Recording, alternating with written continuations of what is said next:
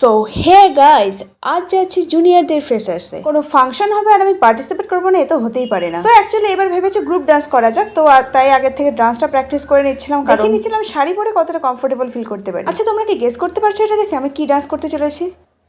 Guess করতে পারলে একটু কমেন্টে জানাও তো। তারপর একটুখানি আবার ন্যাকামো মেরে চলে গেলাম ইউনিভার্সিটিতে। আর এখানে দেখো রুমটা কি সুন্দর করে সাজানো হয়েছে। অ্যাকচুয়ালি আমাদের থিমটা ছিল বলিউড থিম, তাই রুমটাও সেভাবেই ডেকোরেট করা হয়েছে। তারপর স্যাররা কিছু মজার মজার কথা আমাদের সাথে শেয়ার করলেন। যেটা ছাড়া আমাদের ইউনিভার্সিটির কোনো ফাংশন অসম্পূর্ণ, সেটা হলো এই স্যারের গান, যেটা অলরেডি আমি 2-3টা আপলোড করে দিয়েছি ইউটিউবে।